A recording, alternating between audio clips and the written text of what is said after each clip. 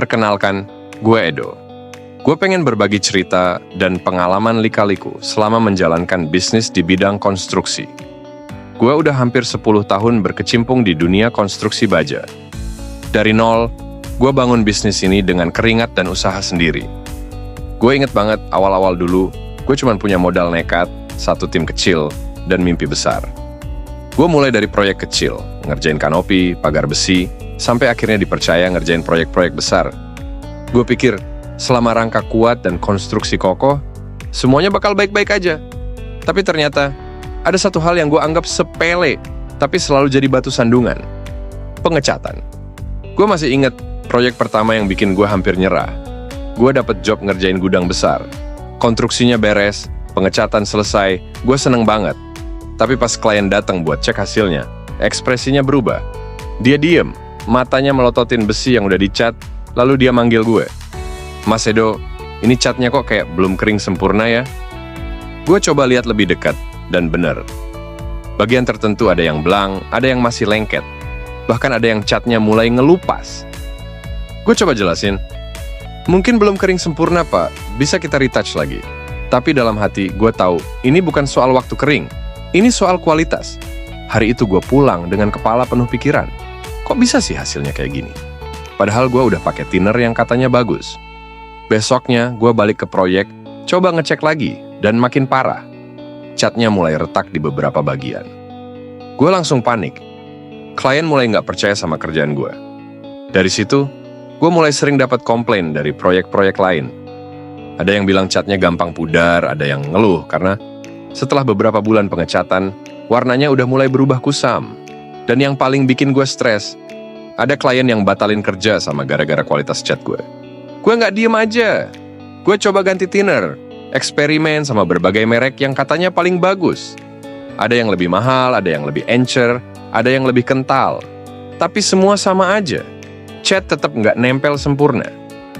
Gue mulai nyalahin tukang gue.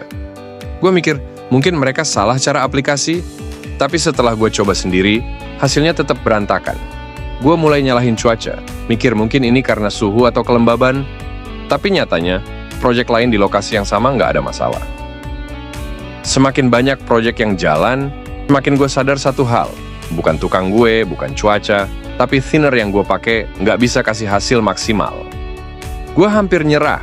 Gue kepikiran buat nurunin target proyek, fokus ke yang kecil-kecil aja. Tapi di tengah keputusasaan itu, ada teman sesama kontraktor yang nyeletuk. Bro, lo udah coba thinner ND dari Alindo Chemical belum? Jujur, gue udah males dengerin saran. Rasanya semua thinner tuh sama aja. Tapi karena udah nggak ada pilihan lain, gue coba juga. Gue beli thinner ND, langsung gue pakai di proyek berikutnya. Begitu kuas pertama nyentuh besi, gue langsung bisa lihat bedanya.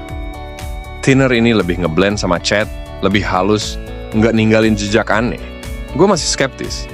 Oke, kelihatannya bagus pas awal, tapi gimana nanti? Besoknya, gue cek lagi setelah cat kering. Gue kaget. Warna masih sama, nggak pudar, nggak ada retak, nggak ada belang.